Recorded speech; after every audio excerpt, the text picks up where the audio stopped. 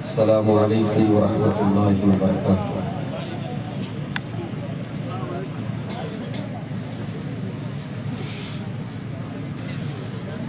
الحمدللہ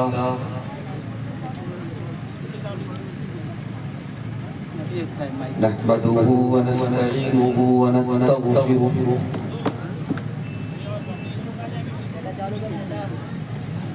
ونعوذ بالله من شرور أنفسنا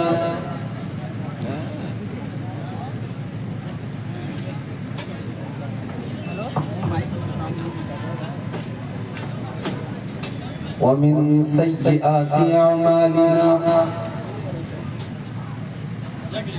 من يهده الله فلا مضل له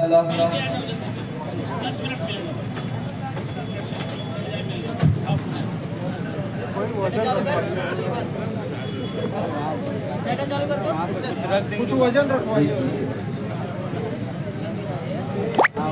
پہ کوئی چیز رکھ دیجیے ہو جائے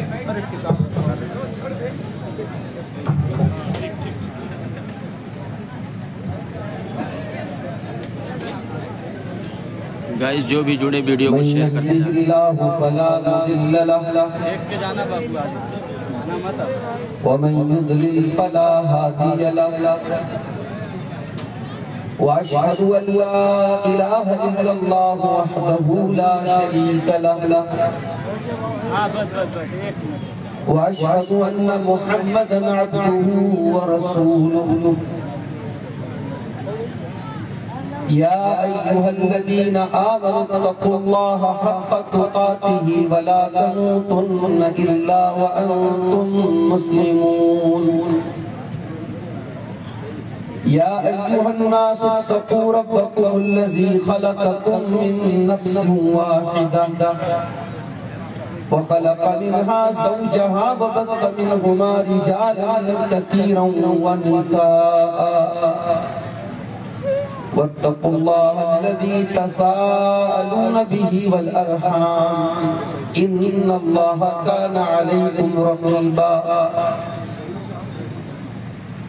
يا أيها الذين آمنوا اتقوا الله وقولوا قولا سديدا يصلح لكم أعمالكم ويغفر لكم ذنوبكم ومن يطع الله ورسوله فقد فاز فوزا عظيما أما بعد فإن خير الحديث كتاب الله وخير الهدي هدي محمد صلى الله عليه وسلم وشر الأمور محدثاتها وكل محدثة بدعة وكل بدعة ضلالة وكل ضلالة في النار أعوذ بالله من الشيطان الرجيم بسم الله الرحمن الرحيم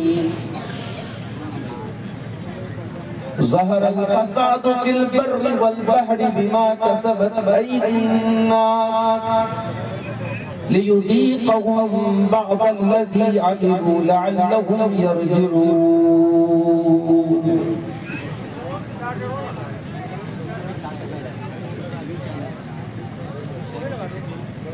یہ حقیقت ہے میرے بھائی زندگی کا بھروسہ نہیں ہے بند ہو جائے کب دل کی دھڑکن دو گھڑی کا بھروسہ نہیں ہے دل تیرا توڑ دے گی یہ دنیا راہ میں چھوڑ دے گی یہ دنیا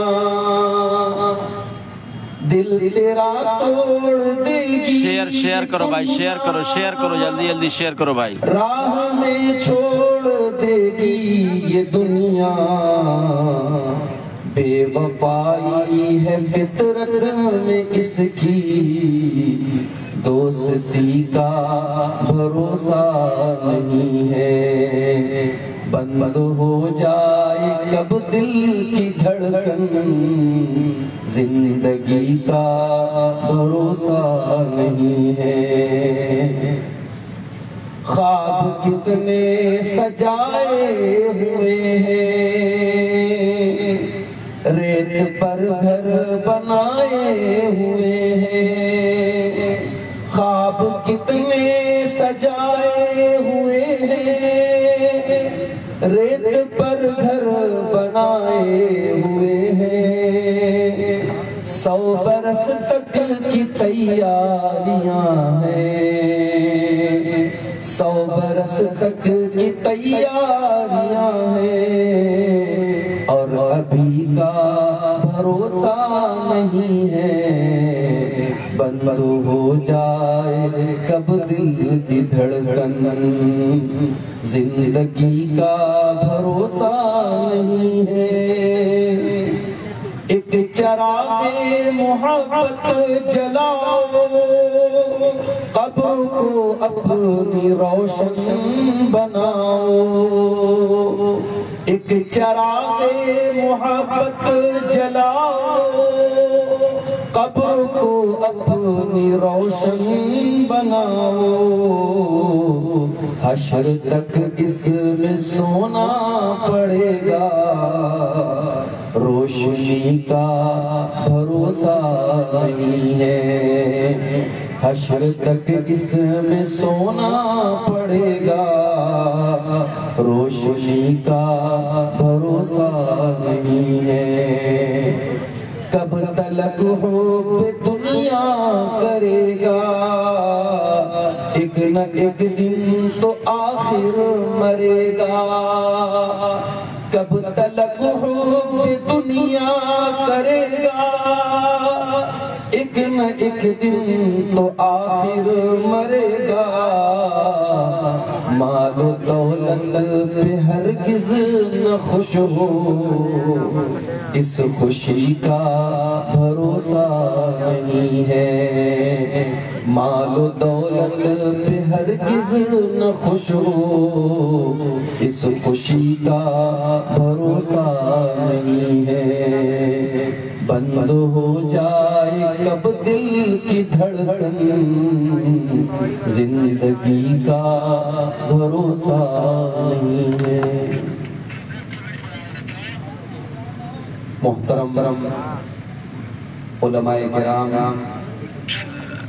بزرگوں اور دوستوں، نوجوان ساتھیوں، ماؤں اور بہنوں، پیارے بچوں، اسٹیج پر بیٹھا ہوا اور اس پنڈال کے نیچے میں کافی ٹھنڈک محسوس کر رہا ہوں۔ میں یہ سوچ رہا ہوں کہ جو لوگ کھلے آسمان کے نیچے بیٹھے ہیں ان کو کتنا ٹھنڈا لگ رہا ہوگا، یعنی اس طریقے کے موسم کی امید نہیں تھی۔ فروری کی آج 19 تاریخ ہے، اندازہ نہیں تھا کہ آپ کے کٹیا کے اس پروگرام میں ایسا موسم ہو سکتا۔ بہرحال آپ حضرات نے بڑی محبتوں کے ساتھ آج کے پروگرام میں شرکت کی ہے۔ رات کے 12 بج چکے ہیں اور آپ ابھی تک بڑے شوق اور جذبے کے ساتھ بیٹھے ہوئے ہیں، اور ہماری مائیں بہنیں بھی ماشاءاللہ بڑی ہمت اور حوصلے کے ساتھ ڈٹی ہوئی ہیں۔ اللہ تعالیٰ سے ہم دعا کرتے ہیں رب العالمین آج کے اس پروگرام میں ہم سب کی حاضری کو قبول فرمائے، اور مولانا حمید الدین محمدی حفظہ اللہ کا یہ ادارہ، جہاں بھی ہم نے دیکھا کہ 20 بچوں کے سروں پر دستار باندھی گئی اور 20 طلبہ نے یہاں قرآن کریم کو حفظ کیا ہے، اور بہت کم وقت میں اس ادارے کا ماشاءاللہ بہت اچھی پیش رفت کی ہے، بہت اچھی ترقی کی ہے۔ میں امید کرتا ہوں کہ یہ ادارہ، چاہے وہ معہد عبداللہ بن مسعود ہو، چاہے یہاں لڑکیوں کے لیے جو ادارہ چل رہا ہے کلیۃ الفردوس ہو، یہ ادارے اور ترقی کریں۔ اللہ تعالیٰ ان اداروں کو دن دونی رات چوگنی ترقی عطا فرمائے، اور یہاں سے پڑھنے والے بچوں اور بچیوں کو اللہ تعالیٰ اپنے دین کا سچا خادم بنائے، اور اپنے ماں باپ کے نام روشن کرنے کا ان کو سبب بنائے، آمین۔ میرے بھائیوں، آج کی تقریر کے لیے مولانا حمید الدین صاحب نے مجھے کوئی ٹاپک یا عنوان نہیں دیا تھا۔ میں نے اپنی صلاحیت سے، اپنی سمجھ سے ایک موضوع چنا ہے، اور میں یہ سمجھتا ہوں کہ وہ موضوع ہمارے تمام جلسوں اور کانفرنسوں کا مقصد ہے۔ آپ جانتے ہیں کہ ہر پروگرام اور ہر جلسے کے اوپر بہت خرچ ہوتا ہے، بڑی محنتیں ہوتی ہیں، اور میں یہ نہیں کہتا کہ یہ محنت ایک طرف سے ہوتی ہے، منتظمین بھی بہت محنت کرتے ہیں، اور آپ حضرات بھی بڑی قربانی دے کر کے جلسوں میں آتے ہیں۔ میں تو گاؤں دیہات میں دیکھتا ہوں کئی کلومیٹر سے عورتیں بچوں کو لے کر کے پیدل چلی آ رہی ہیں۔ شہر میں تو آپ سوچ بھی نہیں سکتے، شہر میں آپ کو 200 میٹر جانا ہو تو عورتیں تیار نہیں ہوں گی پیدل جانے کے لیے، اور گاؤں دیہات میں 5 کلومیٹر عورتیں چل رہی ہیں پیدل، اور چھنڈ کی چھنڈ جو ہے وہ آ رہی ہے، اور ان جلسوں میں باقاعدہ مغرب بعد یا عشاء بعد سے لے کر کے جب تک یہ پروگرام چلتا ہے اکثر عورتیں اور مرد حضرات بیٹھے رہتے ہیں۔ یہ بہت بڑی قربانی ہے۔ پھر آپ علماء کو دیکھیں، کوئی ممبئی سے آ رہا ہے، کوئی بنارس سے آ رہا ہے، کوئی بلرام پور سے آ رہا ہے۔ آسان نہیں ہے آج کے دور میں سفر کرنا۔ میں پڑھائی کے طور پہ نہیں، فخر کے طور پہ نہیں، اظہار حقیقت کے طور پہ آپ کو بتا رہا ہوں کہ 24 گھنٹے سے مجھے بستر کی نیند نصیب نہیں ہوئی۔ کل دوپہر میں مدرسے میں تھا، فلائٹ سے دلی گیا، ہریانہ میں پروگرام تھا کل رات میں، وہاں پر بھی بھاگم بھاگ پہنچا، رات میں پروگرام کیا، رات ہی میں پھر وہاں سے چل دیا۔ صبح 5 بجے کی فلائٹ لیٹ بھی ہو گئی، بیٹھے بیٹھے فلائٹ پر جو تھوڑا بہت اونگ لیا، صبح 7 ساڑھے 7 بجے بنارس ایئرپورٹ پہنچا، ڈائریکٹ مدرسے گیا، ڈیوٹی کی، اور ڈیوٹی کر کے پھر آج دوپہر میں پھر کار کے ذریعے 300 کلومیٹر کا سفر کر کے کار میں بیٹھے بیٹھے آپ کے بیچ میں آیا ہوں، اور ابھی پھر تقریر کرنے کے بعد پھر 300 کلومیٹر کار میں بیٹھے بیٹھے جانا ہے، اور پھر کل صبح ڈیوٹی کرنا ہے۔ یہ ہماری اور یہ ہمارے جیسے نہ جانے کتنے علماء ہوں گے میرے بھائی، کتنے خطبہ ہوں گے جن کی زندگی ایسی ہے، اتنی قربانیاں اور اتنی محنتیں، اور قوم کا اتنا سرمایہ، اتنا پیسہ، اتنی انرجی، اتنا سمے، اتنا ٹائم کیوں خرچ ہو رہا ہے؟ کیا یہ سوال نہیں ہے؟ بہت بڑا سوال ہے۔ اور بہت سارے لوگ تو بولتے ہیں کہ بھئی جلسوں کی کیا ضرورت ہے، ان پروگراموں کی کیا ضرورت ہے، لوگ کہتے ہیں مشاعرہ کرا دو، لوگ کہتے ہیں کھیل کروا دو، ٹورنامنٹ کروا دو، لوگ جلسے اور پروگرام کرانے سے بھاگتے ہیں کہ بھئی ان کا کیا فائدہ ہے۔ میں یہ سمجھتا ہوں کہ یہ جلسے اور پروگرام، ان کا بنیادی مقصد ہے سماج کی اصلاح کرنا، سماج کو سدھارنا، سماج کے اندر پائی جانے والی برائیوں کو دور کرنا۔ جس طریقے سے انسان بیمار ہوتا ہے ڈاکٹر کے پاس جاتا ہے، ڈاکٹر اس کا چیک اپ کرتا ہے، اور اگر اللہ نہ کرے کوئی بڑی بیماری ہے، کوئی خطرناک بیماری ہے، تو ڈاکٹر ایکس رے کرواتا ہے، الٹرا ساؤنڈ کرواتا ہے، خون کی جانچ کرواتا ہے، اور اس کے بعد وہ ڈاکٹر بتاتا ہے کہ آپ کو یہ بیماری ہے، یہ بیماری ہے، آپ کی بیماریوں کو بتاتا ہے، اور پھر آپ کا علاج کرتا ہے۔ میرے بھائیوں، ہمارے سماج کو بہت ساری بیماریاں، بہت ساری برائیاں، بہت ساری گندگیاں ہمارے سماج کو دوشت کر رہی ہیں، خراب کر رہی ہیں۔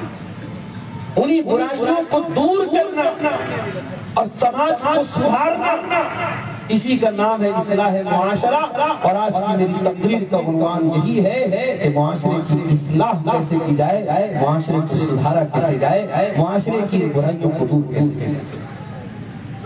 اس سے پہلے کہ میں سماج اور معاشرے کی چند برائیوں کو بیان کروں، ایک بنیادی بات آپ کو بتانا چاہتا ہوں، اور وہ بات یہ ہے کہ سماج کو سدھارنے میں سب سے پہلا اسٹیپ یہ ہے، سب سے پہلا قدم یہ ہے کہ ہر انسان اپنی اصلاح کرے۔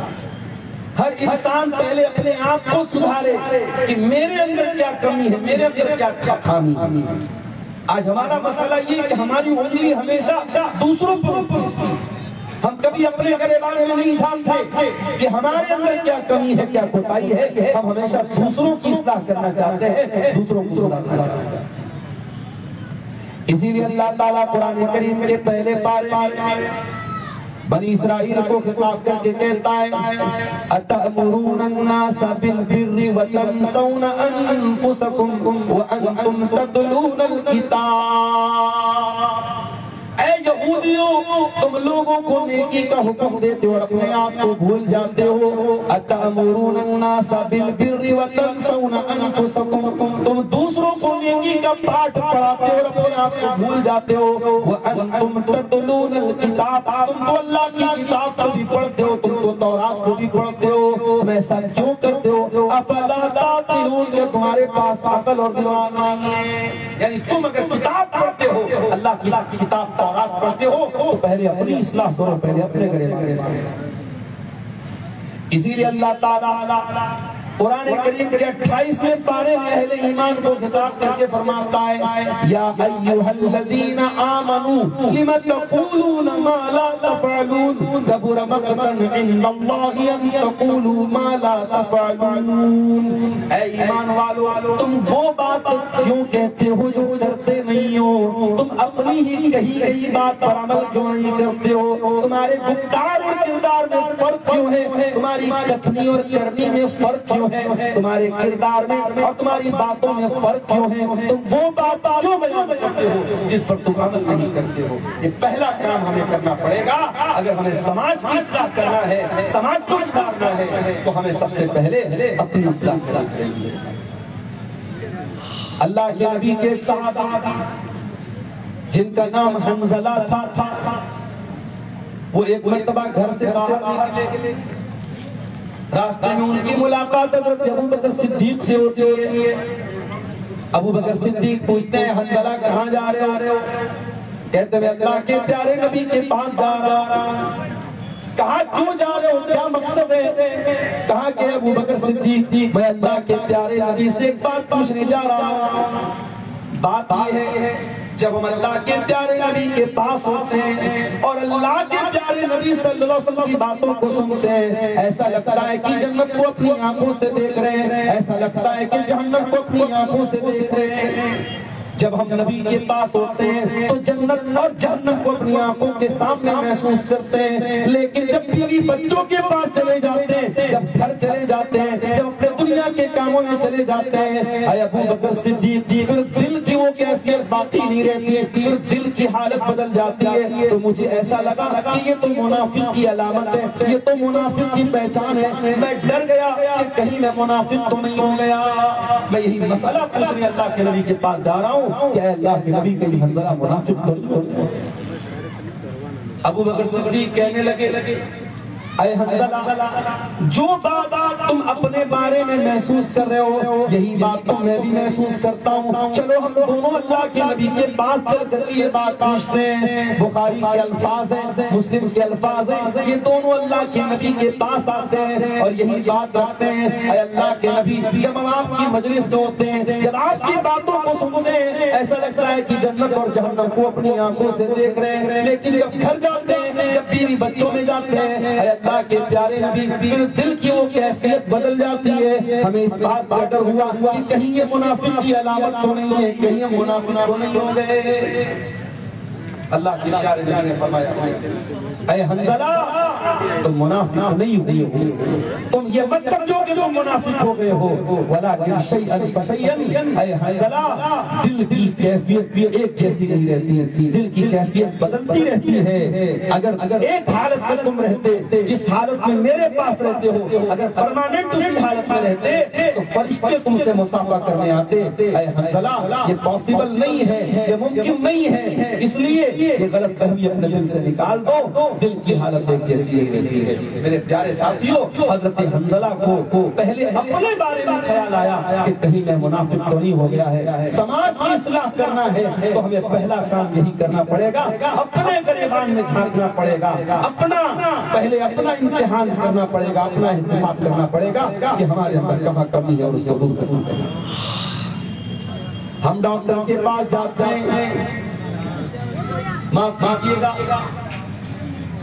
مائک چھٹا مائک پتہ نہیں کیا یہ مائک گڑبڑ ہو رہا، وہ مائک صحیح ہو، مائک کی آواز جو ہے نہیں اچھی ہے،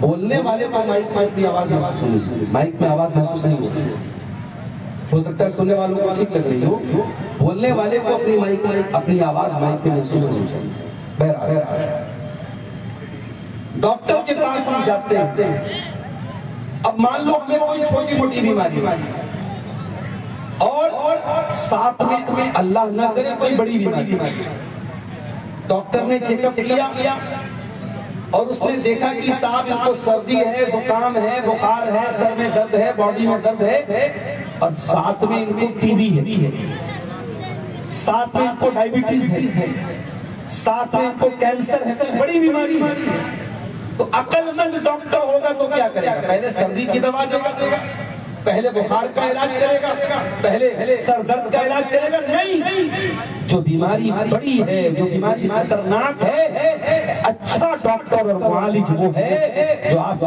بڑی بیماری کا علاج کرے گا۔ میرے پیارے ساتھیوں، سماج کے اندر سب سے بڑی بیماری کون سی ہے؟ کسی بھی سماج کے اندر سب سے بڑی برائی کیا ہے؟ آئیے قرآن کھولتے ہیں، حضرت لقمان اپنے بچے سے کہتے ہیں یا بنی لا تشرک باللہ، اے میرے بچے تو اللہ کے ساتھ شرک نہ کرنا، ان الشرک لظلم عظیم، شرک دنیا کا سب سے بڑا ظلم ہے، سب سے بڑا پاپ ہے۔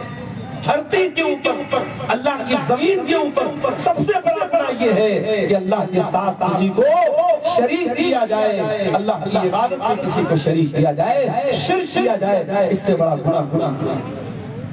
اس لیے اگر سماج کو سدھارنا ہے، سماج کی اصلاح کرنا ہے، سماج کو صحیح راستہ دکھانا ہے، تو سب سے پہلے توحید کو پھیلانا ہوگا اور شرک کو روکنا ہوگا، شرک سے لوگوں کو باخبر کرنا ہوگا، شرک سے لوگوں کو منع کرنا ہوگا۔ اسی لیے جتنے نبی دنیا میں آئے وَلَقَدْ بَعَثْنَا فِي كُلِّ أُمَّةٍ رَسُولًا أَنِ اعْبُدُوا اللَّهَ وَاجْتَنِبُوا الطَّاغُوتَ، جتنے نبی دنیا میں آئے ہر نبی نے اپنی امت کو سب سے پہلا پیغام یہی دیا، سب سے پہلا میسج یہی دیا، سب سے پہلا سندیش یہی دیا، ایک اللہ کی عبادت کرو اور اس کی عبادت میں کسی اور کو تم شریک مت کرو۔ سارے نبیوں نے توحید کی دعوت دی اور شرک سے روکا، اور اس کی وجہ یہ ہے کہ اللہ تبارک و تعالیٰ کے یہاں شرک ایک ایسا گناہ ہے جو معافی کے قابل نہیں ہے، معافی نہیں ہے، اس گناہ کی معافی۔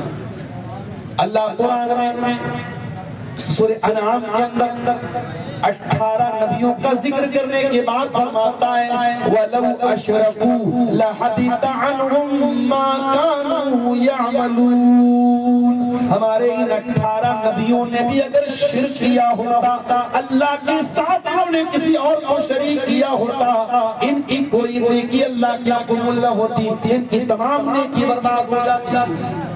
سورہ زمر کے اندر اللہ تعالیٰ اپنے آخری نبی سے فرماتا ہے وَلَقَدْ أُوحِيَ إِلَيْكَ وَإِلَى الَّذِينَ مِن قَبْلِكَ لَئِنْ أَشْرَكْتَ لَيَحْبَطَنَّ عَمَلُكَ وَلَتَكُونَنَّ مِنَ الْخَاسِرِينَ، اے میرے نبی اگر آپ نے بھی شرک کر لیا تو آپ کی تمام نیکیاں برباد ہو جائیں۔ اس ملک میں کروڑوں لوگ گائے کی عبادت کرتے ہیں، ندی کی عبادت کرتے ہیں، سانپ کی عبادت کرتے ہیں، چوہے اور بندر اور سور کی عبادت کرتے ہیں، شرمگاہ کی عبادت کرتے ہیں۔ اتنے طریقے کا شرک ہو رہا ہے اس ملک میں، اس دیش میں، اور آپ کے بہت سارے مسلمان بھائی جو توحید سے ناواقف، جن کو پٹی پڑھائی اولیاء کرام کی محبت کے نام پہ اولیاء کی قبروں پہ جا کے سجدہ کر رہے ہیں، اولیاء کرام کے آگے جا کے ہاتھ پھیلا رہے ہیں۔ کتنی طریقے کا شرک ہمارے آس پاس میں ہو رہا ہے۔ اگر شرک کی اتنی ویرائٹی کے بیچ میں اگر اللہ تعالیٰ نے ہمیں اور آپ کو توحید پر رکھا ہے میرے پیارے ساتھیوں، یہ اللہ کی بہت بڑی نعمت ہے، اس نعمت کی قدر کرو۔ اسی لیے اللہ تعالیٰ قرآن کریم میں فرماتا ہے جب جنتی جنت میں جائیں گے تو جنتی کہیں گے وَقَالُوا الْحَمْدُ لِلَّهِ الَّذِي هَدَانَا لِهَذَا وَمَا كُنَّا لِنَهْتَدِيَ لَوْلَا أَنْ هَدَانَا اللَّهُ۔ اے اللہ تیرا کرم تیرا شکر ہے کہ تو نے ہم کو توحید والا بنایا، تو نے ہدایت کا راستہ ہم کو دیا۔ اے اللہ اگر تو نے ہدایت نہ دی ہوتی تو ہم بھی گمراہ ہو جاتے۔ شرک کے اس ماحول میں، اس کفرستان میں، اس شرک کے گڑھ میں اللہ تبارک و تعالیٰ نے اگر آپ کو لا الہ الا اللہ پر قائم رکھا ہے تو دعا کیجئے میرے بھائیوں، اسی لا الہ الا اللہ پر اللہ تعالیٰ آپ کو مرنے کی بھی توفیق عطا کرتا ہے۔ اسی لیے اللہ تعالیٰ قرآن کریم میں ہمیں حکم دیتا ہے وَلَا تَمُوتُنَّ إِلَّا وَأَنْتُمْ مُسْلِمُونَ، اے مسلمانوں تمہیں موت نہ آئے مگر اسلام کی حالت میں، تم مرو تو اسلام کی حالت میں مرو، مرتے دب تک اپنے اسلام کی حفاظت کرو، اپنی توحید کی حفاظت کرو۔ وہ میری پیاری ماں بہنوں، آپ سے بھی کہنا چاہتا ہوں اس توحید کو کبھی ہلکے میں نہ لینا، اس شرک کو کبھی ہلکے میں نہ لینا، کسی کے پیار اور محبت کے نام پر اللہ کی توحید کے ساتھ کبھی سمجھوتا نہ کرنا میری بہنوں۔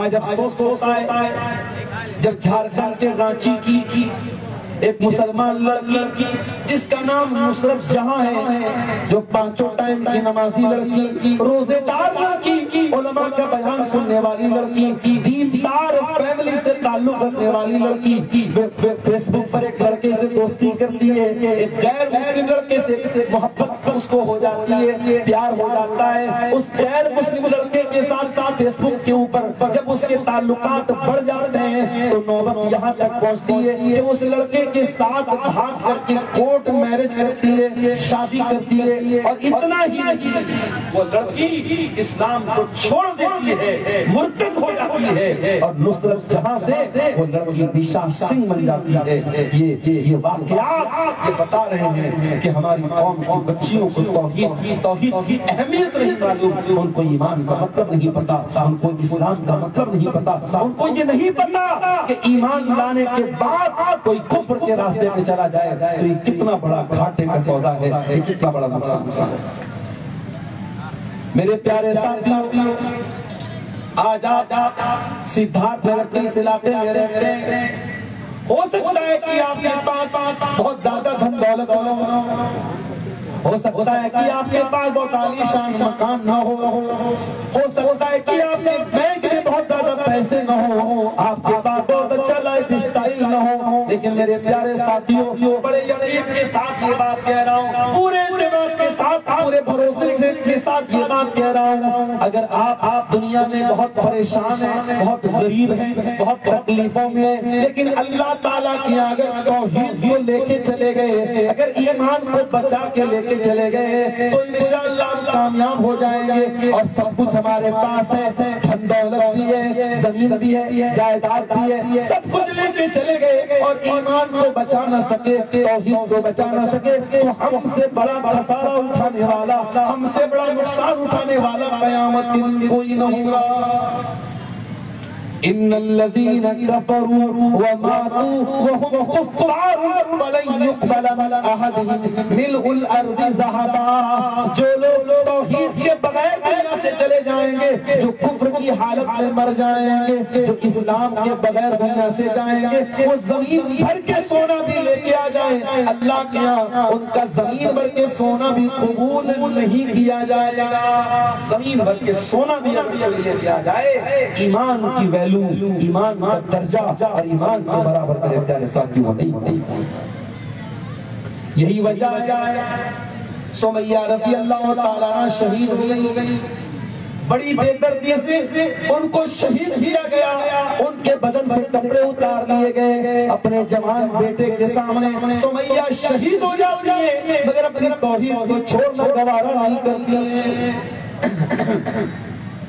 حضرت بلال کو دیکھو میرے پیارے ساتھی، عرب کی تپتی ہوئی ریت کو ان کو لٹا دیا جاتا ہے، ان کے سینے پر گرم پتھر رکھ دیا جاتا ہے، ان کا مالک امیہ بن خلف ان سے کہتا ہے اے بلال تو اللہ کی توحید کو چھوڑ دے، تو محمد کا دین چھوڑ دے، ہم تجھے تکلیف دینا چھوڑ دیں گے۔ بلال سینے پر گرم پتھر رکھا ہوا ہے، بلال کی پیٹھ عرب کے تپتے ہوئے صحرا میں اس کی پیٹھ جھلس رہی ہے، مگر بلال کی زبان سے ایک ہی لفظ نکلتا ہے احد احد احد، میرا اللہ ایک ہے، میرا رب ایک ہے، میرا معبود ایک ہے، میں اس اللہ کی توحید کے ساتھ کوئی سمجھوتا نہیں کر سکتا، توحید کے ساتھ کوئی سمجھوتا نہیں کرنا چاہتا۔ آج ہمارے یہاں کوئی گاؤں کا پردھان بن جائے، کوئی ایم ایل اے بن جائے، کوئی منسٹر بن جائے، تو وہ بیچارہ یہ بھول جاتا ہے کہ وہ مسلمان ہے، کہیں پر بھی سر جھکا دیتا ہے، کہیں پر بھی عبادت کر لیتا ہے، کہتا ہے کیا مولوی صاحب کیا بتائیں، پالیٹکس ہے، راجنیتی،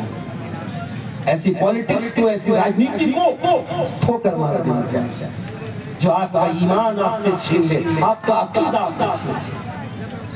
اللہ کے نبی کو آفر کیا گیا اے محمد صلی اللہ علیہ وسلم آج آئیے جھگڑا ختم کر لیتے ہیں، ایک دن آپ ہمارے 360 معبودوں کی پوجا کر لیجئے، عبادت کر لیجئے، ایک دن ہم آپ کے اللہ کی عبادت کر لیتے ہیں، ایک دن ہم لا الہ الا اللہ پڑھ لیتے ہیں، اور ایک دن آپ ہمارے 360 بتوں کی عبادت کر لیجئے، آئیے سمجھوتا کر لیتے ہیں، کمپرومائز کر لیتے ہیں۔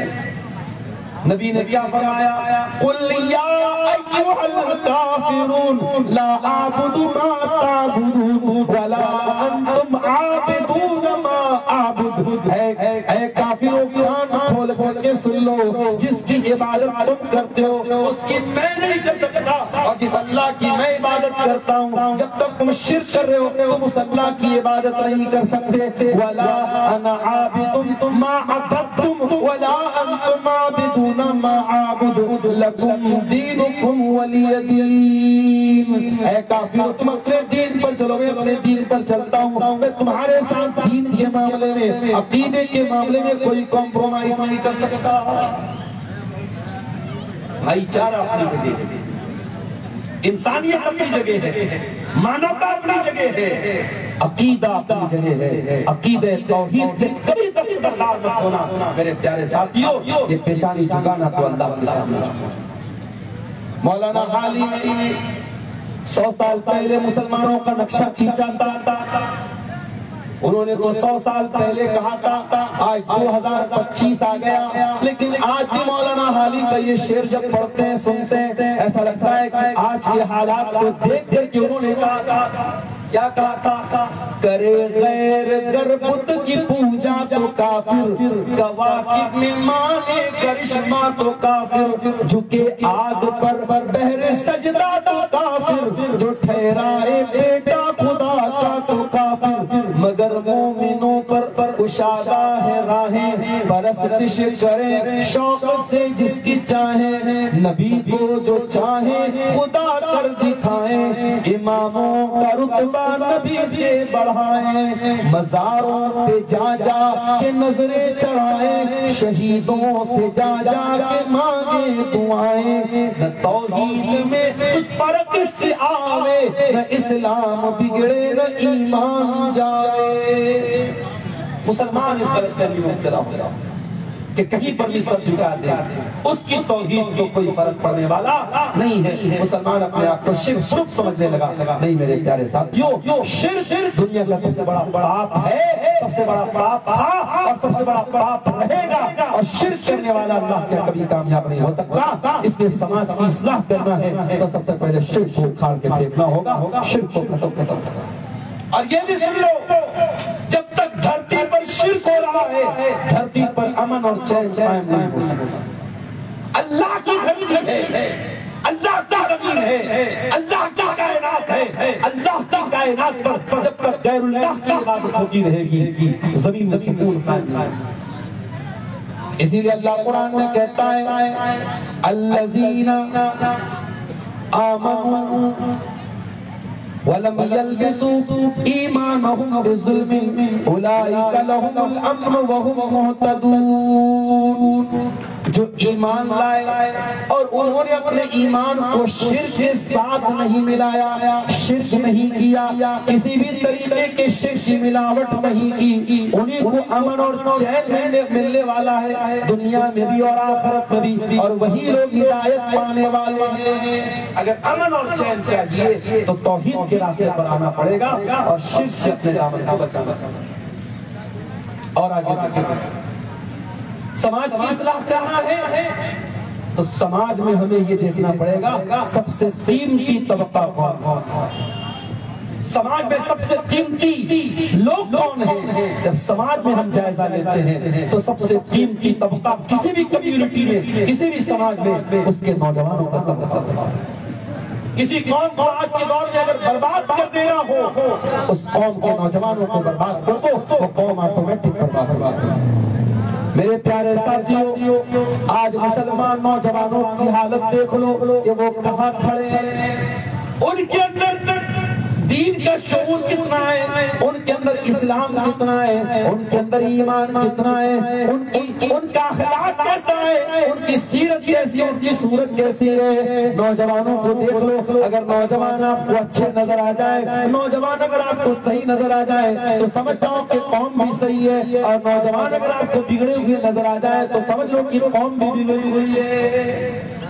اور نوجوانوں کا حال اللہ کی پناہ ہے، اللہ کی پناہ ہے۔ میرے پیارے ساتھیو، کون سی ایسی برائی ہے اور کون سی ایسی گندگی ہے اس میں آج ہمارا نوجوان لت پت نہیں ہے۔ میرے پیارے ساتھیو، ہمارا نوجوان یہ بھول گیا کہ وہ امت مسلمہ سے اس کا تعلق، وہ مسلمان ہے۔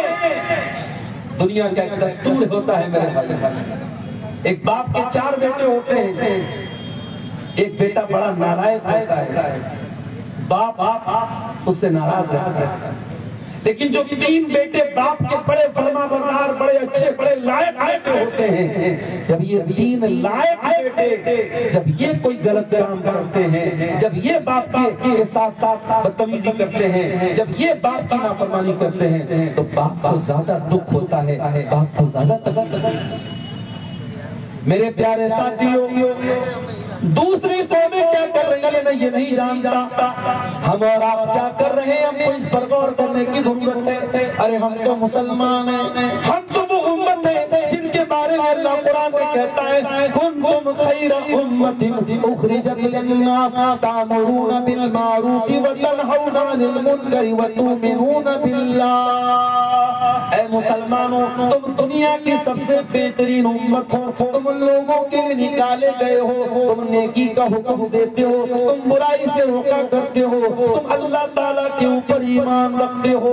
جب مسلمان گناہ کرتا ہے، جب مسلمان بدکاری کرتا ہے، جب مسلمان شراب پیتا ہے تو اللہ تعالیٰ زیادہ ناراض ہوتا ہے، اور ہمیں یہ ماننا پڑے گا کہ آج اللہ ہم سے ناراض ہے۔ میرے پیارے ساتھیو، اللہ ہم سے ناراض ہے، بہت زیادہ ناراض ہے، اور اللہ کی ناراضگی کی دلیل یہ ہے کہ ہم ہر جگہ جوتے کھا ہر جگہ جوتے کھا، ہماری چاہے مسجد اقصیٰ کا معاملہ ہو، بیت المقدس کا، جہاں شہر فلسطین پر، شہر غازہ پر بم برسا کے چھوٹے چھوٹے بچوں کو مارا گیا، آپ کے ملک کے معاملات ہوں جہاں اپنی مسجدوں کی، اپنے مدرسوں کی، اپنی عبادت گاہوں کی آپ حفاظت کی بھیک مانگتے ہوئے نظر آتے ہیں، اپنے جان و مال اور عزت و آبرو کو لے کر کے طرح طرح کے اندیشے میں سمائے ہوئے ہیں۔ اس ملک میں دن بدن حالات آپ کے تنگ ہو رہے ہیں، کیوں ہو رہے ہیں؟ کبھی آپ نے اس پر غور کیا؟ اللہ قرآن میں کہتا ہے ما یفعل اللہ بعذابکم ان شکرتم وآمنتم وکان اللہ شاکرا علیما۔ اللہ تعالیٰ تم پر اپنا عذاب کیوں نازل کرے گا، تم کو تکلیف میں کیوں ڈالے گا، تم کو پریشانی میں کیوں ڈالے گا؟ اگر تم ایمان والے بن جاؤ، تم اللہ کے شکر گزار بن جاؤ تو اللہ تم پر اپنا عذاب کیوں نازل کرے گا؟ اللہ تو بڑا کرم والا ہے، اللہ وَكَانَ اللَّهُ شَاكِرًا عَلِيمًا، اللہ تو چھوٹی چھوٹی نیکیوں پر بڑا بڑا ثواب دینے والا ہے، وہ تو نیکیوں کی قدر کرنے والا ہے۔ اللہ تعالیٰ تم کو عذاب کیوں دے گا؟ اگر عذاب آ رہا ہے، مصیبت آ رہی ہے، اس کا مطلب کہ تمہارے کرتوت خراب ہے، تمہارا عمل گڑبڑ ہے، اللہ کو تم ناراض ہے۔ جو آیت کریمہ میں نے آپ کے سامنے خطبہ مسئلہ کی بات پڑھی تھی، سورہ روم کی آیت نمبر 41 آیت نمبر 41، اس میں اللہ نے کیا فرمایا؟ ظہر الفساد فی البر والبحر بما کسبت ایدی الناس، خشکی میں، تری میں، زمین پر، پانی میں، جہاں پر بھی تم کو فساد نظر آ جائے، بگاڑ نظر آ جائے، تباہی نظر آ جائے، بربادی نظر آ جائے، سمجھ جاؤ بما کسبت ایدی الناس، وہ انسانوں کے کرتوتوں کا نتیجہ ہے، وہ تمہارے اپنے عمل کا نتیجہ ہے۔ لِيُذِيقَهُمْ بَعْضَ الَّذِي عَمِلُوا، اللہ تعالیٰ تمہارے کچھ عمل کی تم کو سزا دے رہا ہے، کچھ کرتوتوں کی سزا دے رہا ہے۔ میرے نوجوان ساتھیوں، میں جب جلسے میں آتا ہوں میں دیکھتا ہوں 15-16 سال کے بہت سارے لڑکے ویڈیو بنانے لگتے ہیں، فوٹو لینے لگتے ہیں، میں چین سے بیٹھا بھی ہوں، کپڑے بھی چینج نہیں کیا، مولانا تھوڑا سا سیلفی آپ کے ساتھ لینا چاہتا ہوں، مجھے اچھی طریقے سے معلوم ہے یہ سیلفی کیوں لی جا رہی ہے۔ معاف کرنا، مولانا کی باتوں پر عمل کرنے کا کوئی ارادہ نہیں ہے، ایک کان سے سن کر کے دوسرے کان سے اڑا دینا ہے۔ ہاں سیلفی لے کر، ویڈیو لے کر انسٹا پہ ڈال دینا ہے، فیس بک پہ ڈال دینا ہے، اسٹیٹس پہ لگا دینا ہے، اپنے ساتھیوں کے لیے جھنڈا گاڑ دینا ہے کہ ہاں دیکھو ہم نے فلاں مولانا کے ساتھ سیلفی لی تھی، ہم نے فلاں عالم صاحب کے ساتھ سیلفی لی تھی۔ معاف کرنا میرے نوجوان ساتھیوں، علماء کے ساتھ سیلفی لینا یہ کوئی ثواب کا کام نہیں ہے، یہ کوئی کام آنے والی چیز نہیں ہے۔ ہاں کام آنے والی چیز یہ کہ آپ علماء کی باتوں پر عمل کریں، آپ علماء کی نصیحت پر عمل کریں، آپ علماء کی باتوں کو کان سے سن کر کے دل میں اتاریں۔ آج یہ دیکھو آپ گٹکھا کھائے ہوئے ہیں، گٹکھا کھائے ہوئے ہیں، رات رات بھر آپ بیٹھ کر کے موبائل پر گندی چیزیں دیکھ رہے ہیں اور آپ صبح کو اسٹیٹس لگا رہے ہیں کہ آئی ایم وتھ فلاں مولانا، میں فلاں مولانا کے ساتھ کٹیا کے جلسے میں گیا تھا۔ یہ کوئی فخر خوشی کی بات نہیں ہے میرے پیارے ساتھیوں، آپ نوجوان ہیں، اللہ تعالیٰ نے آپ کو نوجوانی دی ہے، یہ جوانی اللہ کی بہت بڑی نعمت ہے، اس جوانی کا اللہ تعالیٰ ہم سے حساب ہے۔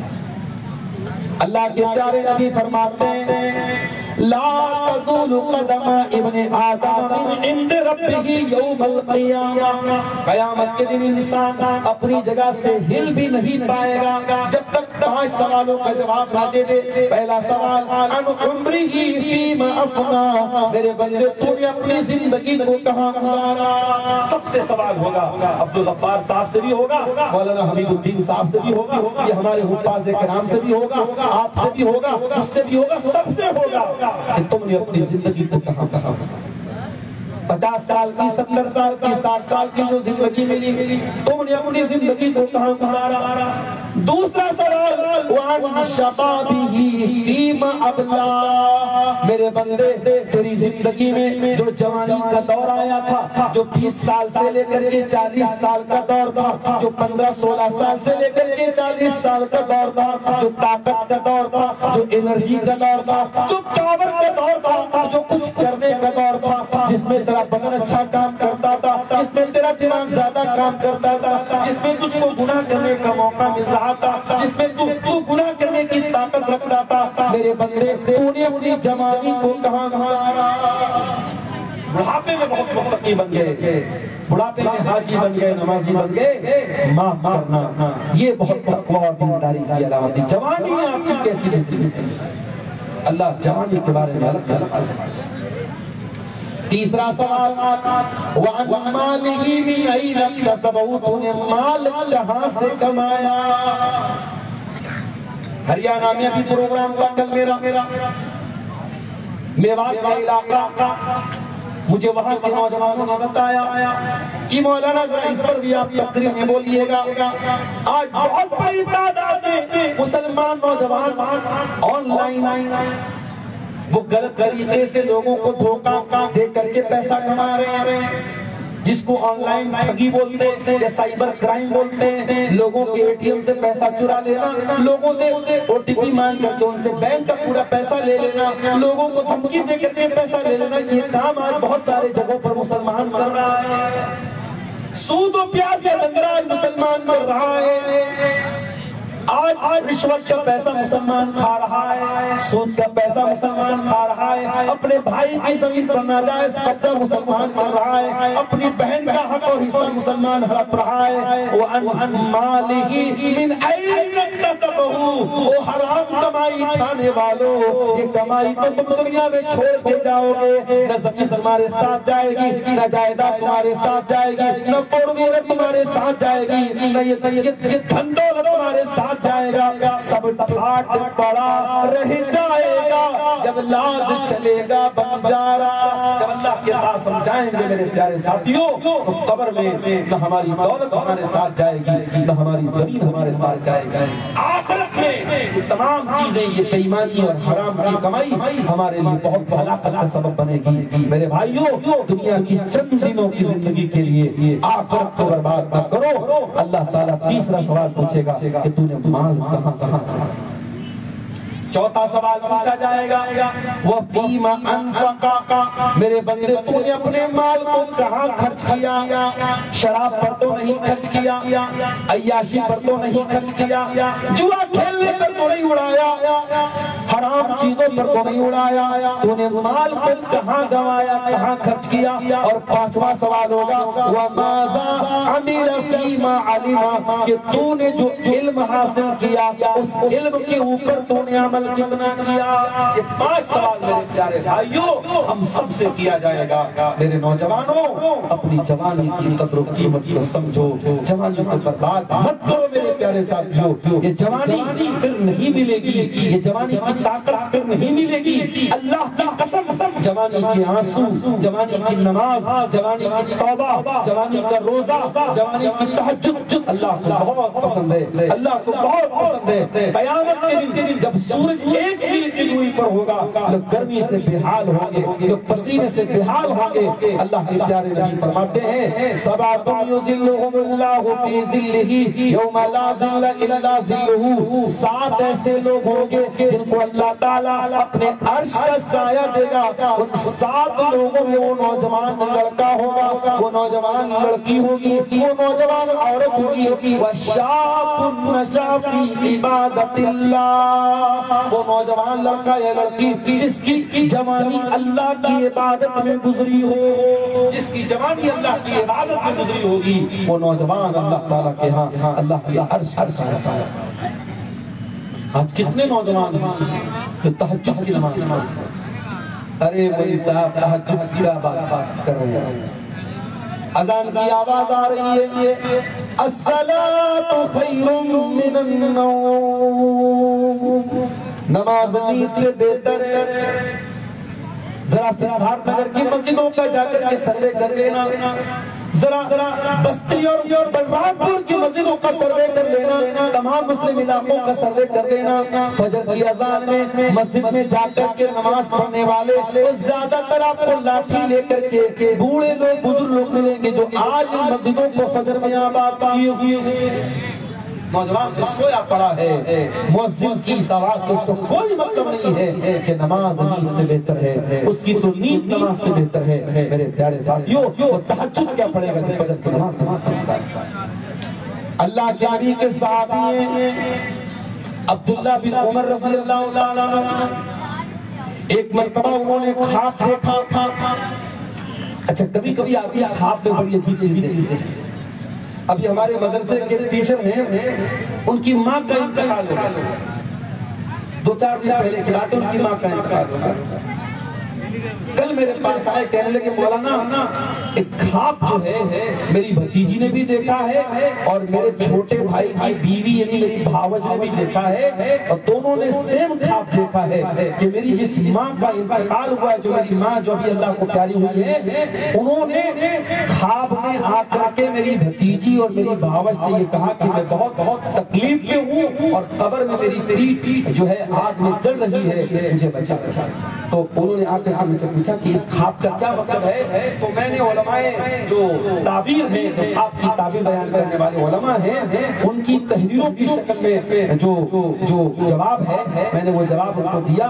میں نے کہا کہ اگر کوئی انسان مرا ہوا انسان اگر خواب میں آتا ہے اور وہ یہ ظاہر کر رہا ہے کہ میں بہت تکلیف میں ہوں، تو اس کا مطلب کہ واقعی میں وہ تکلیف میں ہے، اور ہمیں اور آپ کو اس کے لیے دعا کرنی چاہیے اور صدقہ خیرات کرنا چاہیے.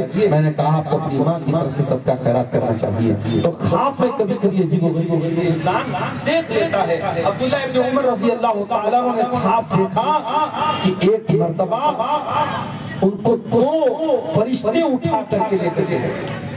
2 فرشتے ان کو اٹھا کر کے لے کر کے گئے اور ایک کنویں کے پاس پہنچے. انہوں نے کنویں میں جھانک کر کے دیکھا تو اندر آگ کے شعلے بھڑک رہے تھے، آگ جل رہی تھی. فرشتوں کے سامنے جب انہوں نے آگ کو دیکھا تو ڈر گئے. تو فرشتوں نے کہا کہ ڈرو نہیں، تم اس کے اندر نہیں جاؤ گے. اس کے بعد ان کی نیند کھل گئی، آنکھ کھل گئی. انہوں نے سوچا کہ اس خواب کا کیا مطلب ہو سکتا ہے. ان کی ڈائریکٹ ہمت نہیں پڑی کہ اللہ کے نبی سے اس خواب کے بارے میں پوچھے. انہوں نے اپنی بہن حضرت حفصہ جو اللہ کے نبی صلی اللہ علیہ وسلم کی زوجہ محترمہ اور آپ کی بیوی تھی، ان سے جا کر کے کہا کہ آپ ذرا اللہ کے نبی سے پوچھئے کہ اس خواب کا کیا مطلب ہے.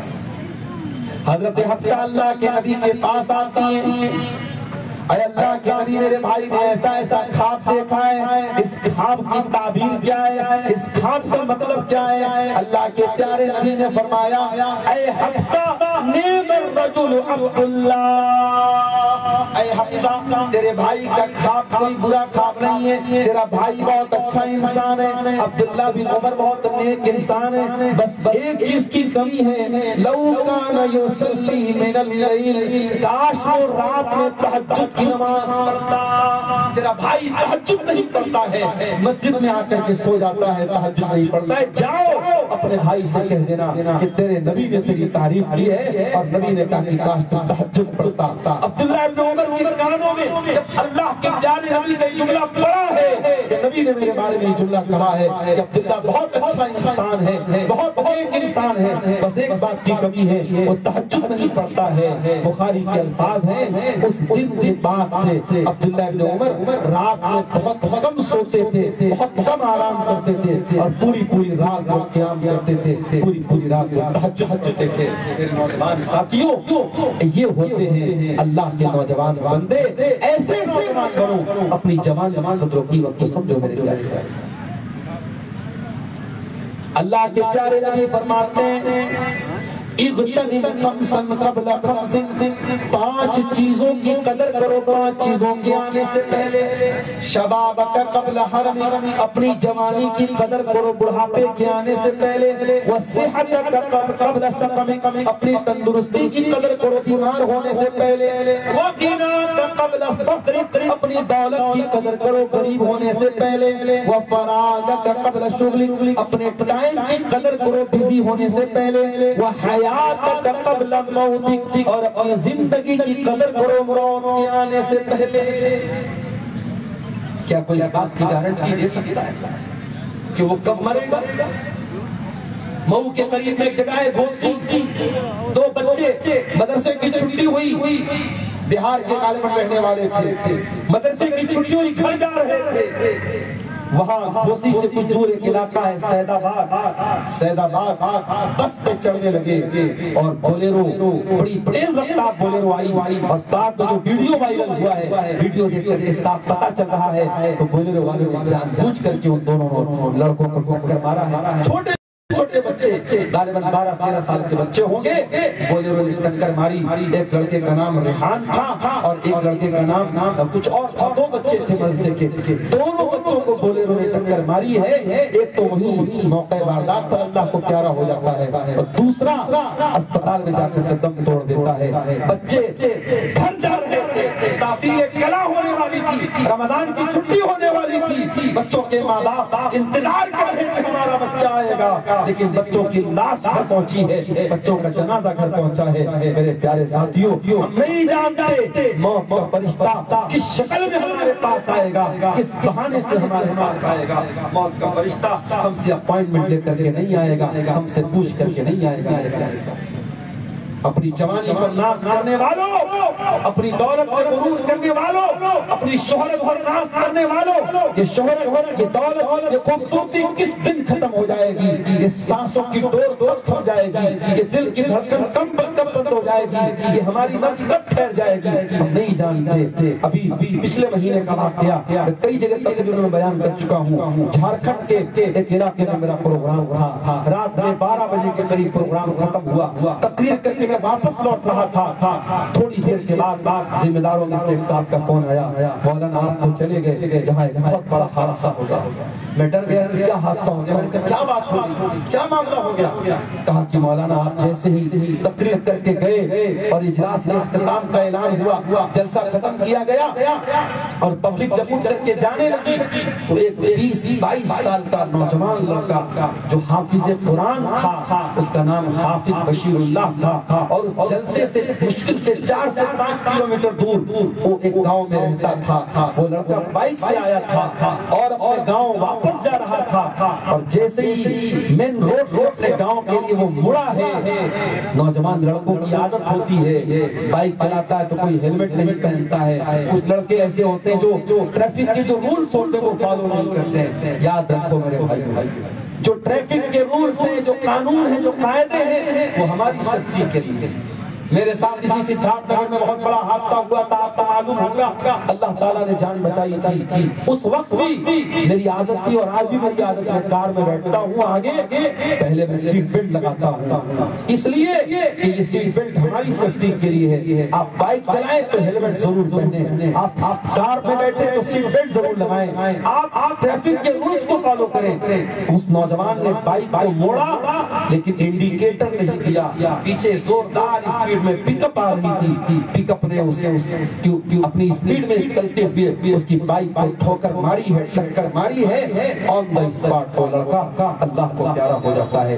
2 چھوٹے چھوٹے بچے, ایک غالباً 4 سال کا بچہ, ایک 2 سال کا بچہ, 2 چھوٹے چھوٹے بچوں کا باپ تقریر سننے گیا تھا, جلسے میں گیا تھا. کیا اس کی بیوی نے سوچا ہوگا کہ چند گھنٹوں کے بعد میں بیوہ ہو جاؤں؟ کیا اس کے بچوں نے سوچا ہوگا کہ یتیمی کا داغ ہمیں سہنا پڑے گا اور ہمارا باپ دنیا سے چلا جائے گا؟ کیا ان کے باپ نے یہ سوچا ہوگا, اس کی ماں نے یہ سوچا ہوگا کہ میرا بیٹا تقریر سننے گیا ہے, قرآن کا حافظ میرا بچہ ہے اور میرا بچہ آئے گا تو زندہ نہیں آئے گا, اس کی لاش گھر میں آئے گی. میرے پیارے ساتھیوں, وما تدری نفس بأی ارض تموت, کوئی نہیں جانتا وہ کب مرے گا اور کہاں مرے گا. موت آپ سے پوچھ کر کے نہیں آئے گی. اس لیے اللہ کے نبی فرماتے ہیں اپنی زندگی کی قدر کرو موت کے آنے سے پہلے. میرے نوجوانوں, اگر یہ کانوں میں ہیڈ فون لگا کے اور ایئرپورٹ لگا کر کے جو تم گانے سن رہے ہو, اللہ نہ کرے گانا سنتے ہوئے اگر موت آ گئی, گندی موویز دیکھتے ہوئے موت آ گئی, زنا کرتے ہوئے موت آ گئی, حرام کام کرتے ہوئے موت آ گئی, اللہ کے نبی فرماتے ہیں کل عبد یبعث علی ما مات علیہ, بندہ جس حال میں مرے گا اسی حال میں قیامت کے دن اٹھایا جائے گا.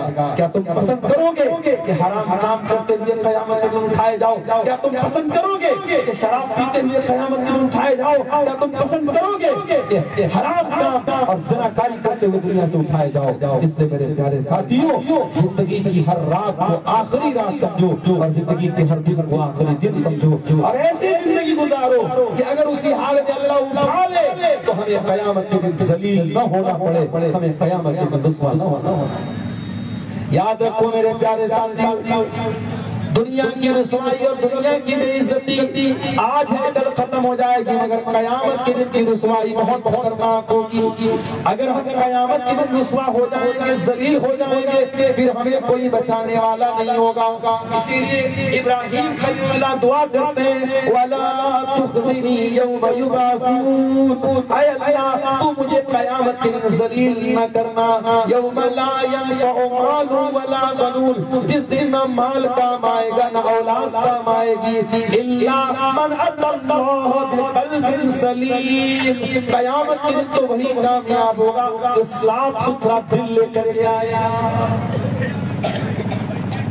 نوجوانوں، ایک بہت بڑا ہمارے نوجوانوں میں بگاڑ آج کل عشق اور محبت کے نام پہ چل رہا ہے۔ بڑے سوالات آتے ہیں میرے پاس، مولانا صاحب مجھے فلاں لڑکی سے عشق ہو گیا، فلاں سے پیار ہو گیا، کیا کرنا چاہیے، کیا مسئلہ ہے شریعت کا؟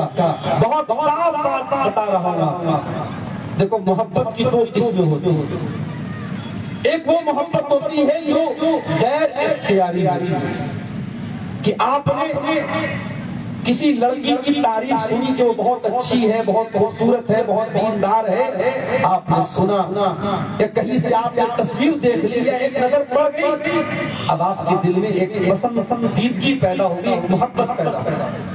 اب یہ جو محبت ہے یہ غیر اختیاری ہے، اس پر کسی کا کنٹرول نہیں۔ اگر یہ محبت پیدا ہو گئی، چاہے کسی لڑکی کے دل میں لڑکے کے لیے پیدا ہو جائے، چاہے کسی لڑکے کے دل میں لڑکی کے لیے پیدا ہو جائے، اگر اس طریقے کی محبت پیدا ہوئی ہے تو شریعت کیا کہتی ہے کہ آپ پراپر چینل سے آ جائیں۔ اگر آپ کے دل میں کسی لڑکی کے لیے اس طریقے کے جذبات پیدا ہوئے ہیں اور وہ لڑکی دیندار ہے، اچھے گھرانے سے تعلق رکھتی ہے، تو اس لڑکی کے ولی کو، اس لڑکی کے گارجین کو نکاح کا پیغام بھیجا جائے۔ یہ اسلام کا طریقہ ہے کہ آپ عزت کے ساتھ اس لڑکی کے گھر والوں کو نکاح کا پیغام بھیجیے، اگر وہ نکاح کا پیغام قبول کرتے تو نکاح کر دیجیے۔ یہ طریقہ اسلام کا نہیں ہے کہ محبت کے نام پہ چیٹنگ کی جائے، باتیں کی جائیں، ملاقاتیں کی جائیں، ریلیشن شپ کی جائے، ایک ایک بات جو کسی غیر محرم لڑکی سے کی جائے، ہر وہ تعلق، ہر وہ ریلیشن شپ جو نکاح کے بغیر کیا جائے وہ حرام ہے میرے پیارے ساتھیوں۔ یہاں تک کہ اگر رشتہ بھی لگ جائے، منگنی طے ہو جائے، لڑکا لڑکی کے درمیان اگر رشتہ طے ہو جائے، منگنی ہو جائے، لیکن اگر نکاح نہیں ہوا ہے تب بھی آپس میں باتیں کرنا، آپس میں باتیں کرنا، اور وہ بھی بلا ضرورت باتیں کرنا، لمبی لمبی باتیں کرنا، اور یہ سوچ کے باتیں کرنا کہ یہ تو میری ہونے والی بیوی ہے، ابھی ہونے والی بیوی ہے، ابھی وہ آپ کی بیوی نہیں ہوئی ہے۔ یاد رکھو میرے پیارے ساتھیوں، اس طریقے کی تمام ریلیشن شپ اور اس طریقے کے تمام رشتے حرام ہیں، اور آج ہمارے نوجوان ان تمام چیزوں میں ڈوبے ہوئے۔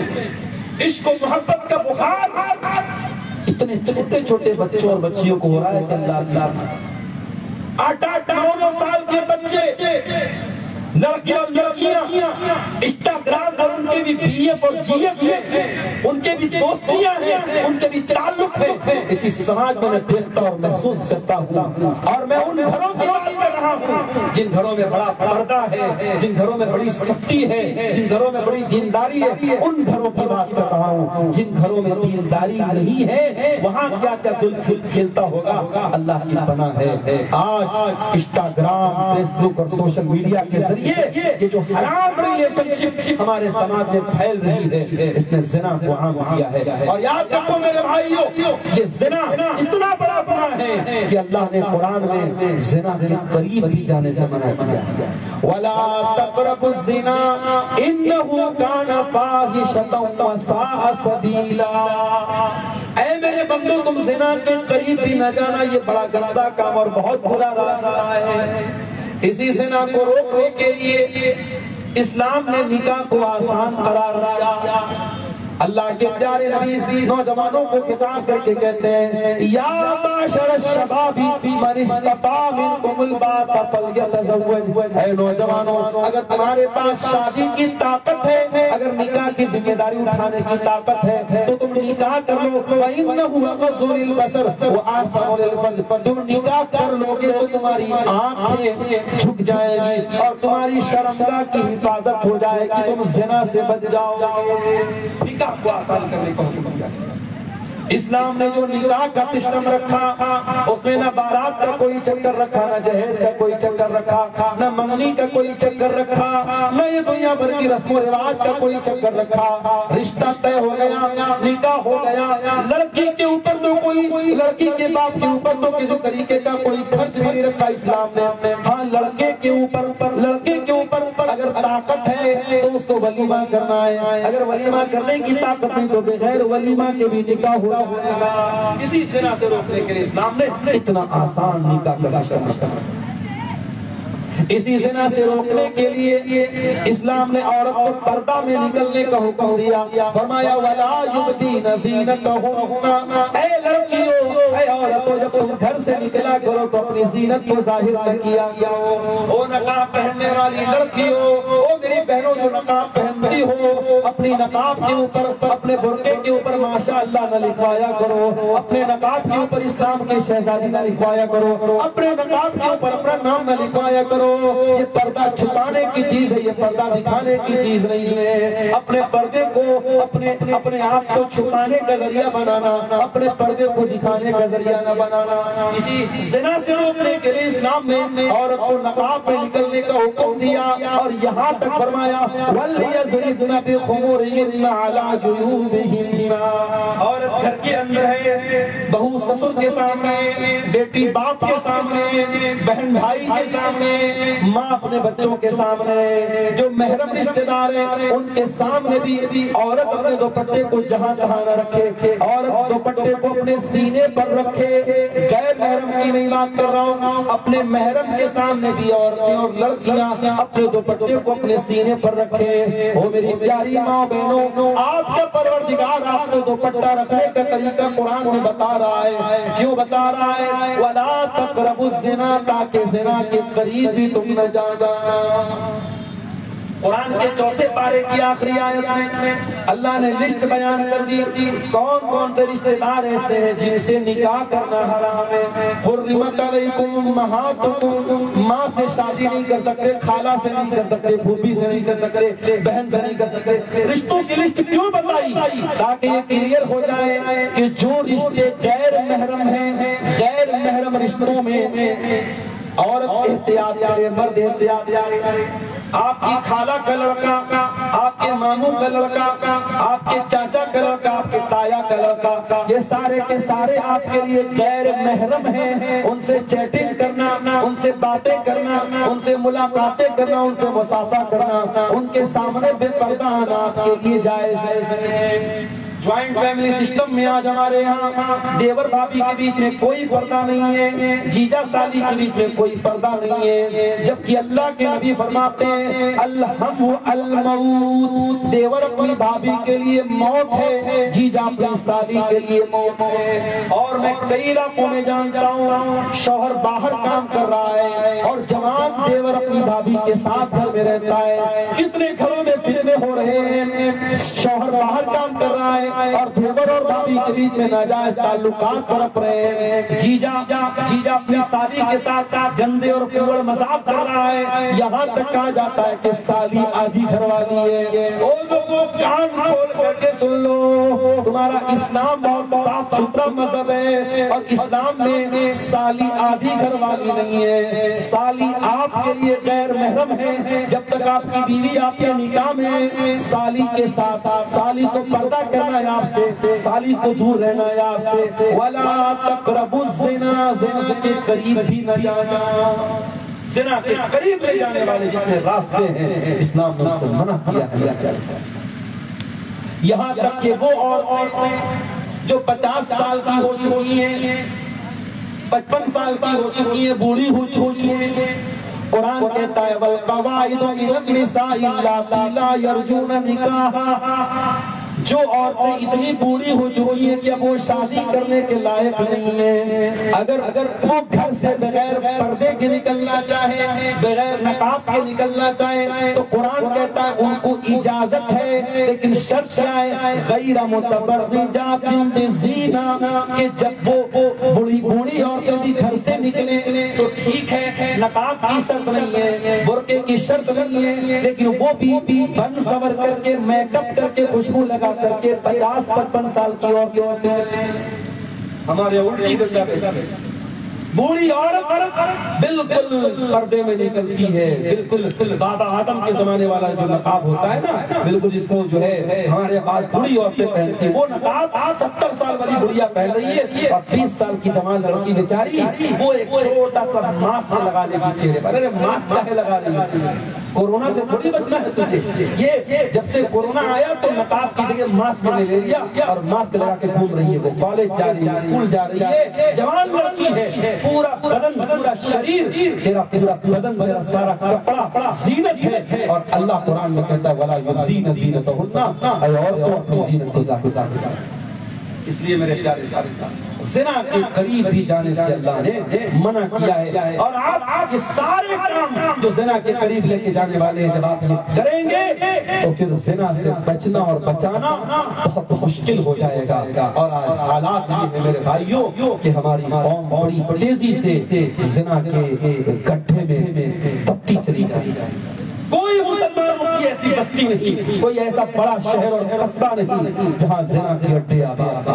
اور آپ افسوس کریں گے، میں بنارس جیسے شہر سے تعلق رکھتا ہوں اور دلی، ممبئی، کلکتہ، پٹنہ اور تمام شہروں میں جاتا رہتا ہوں، میں محسوس کر رہا ہوں کہ تمام بڑی بڑی جو تفریح گاہیں ہیں، جو ہوٹلز ہیں، جو ریسٹورنٹس ہیں، جو پارک ہیں، ہر جگہ آپ کو نقاب پوش لڑکی جو گھر سے نقاب میں نکلی ہے، جس کی ماں نے یہ سوچ کے اپنی بیٹی کو جانے دیا ہے کہ یہ تو نقاب میں جا رہی ہے، وہ لڑکی نقاب میں گھر سے نکلتی ہے، اور کہاں پائی جا رہی ہے؟ زنا کے اڈے پر پائی جا رہی ہے۔ یہ پوری قوم کے لیے سوچنے کا مقام ہے اور چلو بھر پانی میں ڈوب مرنے کا مقام ہے۔ میرے پیارے ساتھیوں، ہمیں اور آپ کو اپنی آنے والی نسلوں کو بدکاری سے بچانا پڑے گا، انہیں حیا کا پاٹ پڑھانا پڑے گا، انہیں غیرت کا سبق پڑھانا پڑے گا، ورنہ آنے والے دنوں میں حالات اور زیادہ ہو جائیں گے۔ ہم حیا والے لوگ ہیں، ہمارے نبی حیا والے، ہمارا رب حیا والا اور ہمارا دین حیا والا۔ بے حیائی ہمارے دین میں الاؤڈ نہیں ہے، بے شرمی ہمارے دین میں الاؤڈ نہیں ہے۔ وقت زیادہ ہو رہا ہے، ایک آخری بات بیان کر کے بات ختم کرتا ہوں۔ آج ہمارے سماج کی اصلاح کی اگر ہم بات کریں، سماج کی اصلاح میں بہت بڑی چیز جس کی آج ضرورت ہے کہ ہم اپنے اندر فکر آخرت پیدا کریں۔ ابھی مجھ سے پہلے آپ نے مولانا مشتاق مدنی صاحب کا خطاب سنا تھا، میں نے دیکھا اور سنا کہ انہوں نے قبر کے بارے میں بہت ساری باتیں بولی، قیامت کے بارے میں بہت ساری باتیں بولی۔ یہ قبر کی باتیں، یہ قیامت کی باتیں، یہ پل صراط کی باتیں، یہ حشر کی باتیں، یہ خیالی پلاؤ نہیں ہے میرے بھائیوں، یہ ہو کر کے رہے گا۔ ہم پانچوں ٹائم کی جب نماز پڑھتے ہیں، نماز کی ہر رکعت میں ہم کہتے ہیں مالک یوم الدین، مالک یوم الدین، اے اللہ تو حساب کے دن کا مالک ہے، تو بدلے کے دن کا مالک ہے، تو ایک دن ایسا آئے گا جب سارے بندوں سے حساب لے گا، اور جب اللہ حساب لے گا وَقَفَى بِنَا حَاصِلِينَ تو ایک ایک چیز کا حساب لے گا۔ میرے بھائیوں، دنیا کے نشے میں اتنے دھت نہ ہو جاؤ کہ آخرت کو بھول جاؤ۔ دنیا کا سکھ بھی وقتی ہے، دنیا کا دکھ بھی وقتی ہے، آخرت کی تیاری کرو، آخرت کی تیاری کرو، اور جو صحیح معنوں میں آخرت کی تیاری کرے گا وہ یقیناً آخرت میں اپنی محنت کا پھل پائے گا۔ اللہ نے قرآن کے 15ویں پارے میں فرمایا وَمَنْ أَرَادَ الْآخِرَةَ وَسَعَى لَهَا سَعْيَهَا وَهُوَ مُؤْمِنٌ فَأُولَئِكَ كَانَ سَعْيُهُمْ مَشْكُورًا۔ جو آخرت کی تیاری کرے گا، جو آخرت کے لیے کوشش کرے گا اور وہ ایمان والا ہوگا، تو ایسے لوگوں کی کوشش کی اللہ تعالیٰ کی قدر کی جائے گی۔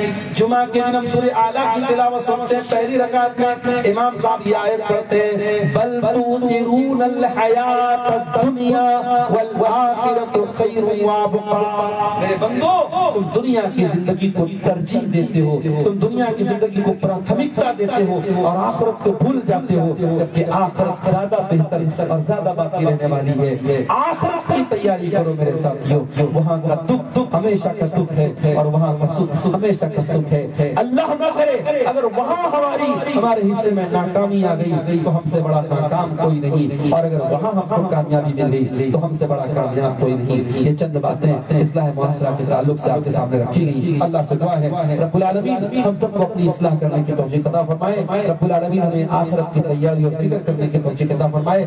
بالخصوص اللہ ہمارے نوجوانوں کو اور ہماری ماں بہنوں کو تمام قسم کی برائیوں سے اور فتنوں سے بچنے کی توفیق عطا فرمائے۔ رب العالمین کہنے سننے سے زیادہ ہم سب کو عمل کی توفیق عطا فرمائے۔ آمین وآخر دعوانا الحمدللہ رب العالمین، والسلام علیکم ورحمۃ اللہ وبرکاتہ۔